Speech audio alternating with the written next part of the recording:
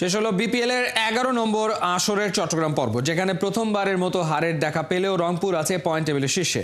ব্যাটে বলে দাপট দেখাচ্ছে বাংলাদেশিরা। বোলিংয়ে 22 উইকেট নিয়ে লিডার বোর্ডের টপে তাসকিন আহমেদ, ব্যাটিংয়ে ঢাকার তানজিদ হাসান তামিম। তবে সব উতরে এই পর্বেই ভালোভাবে জেকে বসেছে ম্যাচ ফিক্সিং বিতর্ক। মেহেদী নাইমের রিপোর্ট।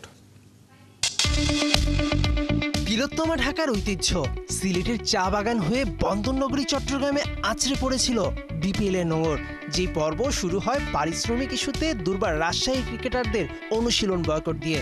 এরপর বেশ কয়েকটি বিতর্কিত ওয়াইড ওভার নিয়ে সন্দেহ সৃষ্টি হয়েছে ফিক্সিং এরও।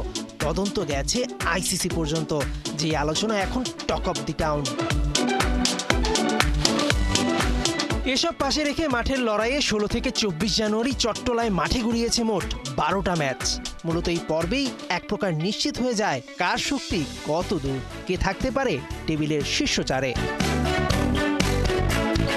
ক্যাচ মিস তো ম্যাচ মিস, মজার এক পরিসংখ্যান দিয়ে শুরু করা যাক। বিপিএল এ মঙ্গলবার পর্যন্ত হয়েছে 28টা ম্যাচ, যেখানে সব মিলিয়ে ক্যাচ পড়েছে 60টি, অর্থাৎ ম্যাচ প্রতি ক্যাচ পড়েছে 2.14টি করে। চট্টগ্রাম পর্বের 8 ম্যাচে ক্যাচ ফেলার সংখ্যাটা 20, যার মধ্যে সবচেয়ে বেশি ক্যাচ পড়া দলটার নাম দুর্বার রাজশাহী। পারিশ্রমিক ঠিকমতো না পাওয়া দলটার জন্য একটু সন্দেহ জাগে কি?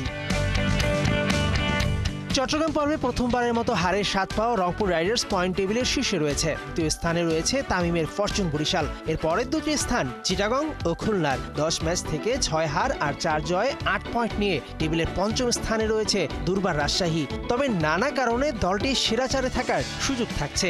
ঢাকা ক্যাপিটালস 10 ম্যাচে 7 হারে হিসাবে টেবিলে 6। সিলেট স্ট্রাইকার্স 9 ম্যাচে মাত্র 2 জয় নিয়ে একদম টেবিলের ব্যাক বেঞ্চে।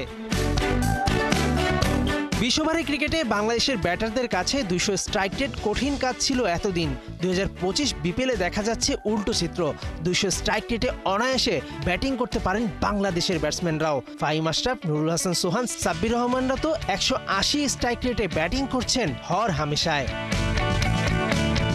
এদিকে চট্টগ্রাম পর্ব শেষে ব্যাটে বলে শীর্ষ 5-এ বাংলাদেশিদের জয় জয়কার। বোলিংয়ের শীর্ষ 5-এ 3 জনই বাংলাদেশি।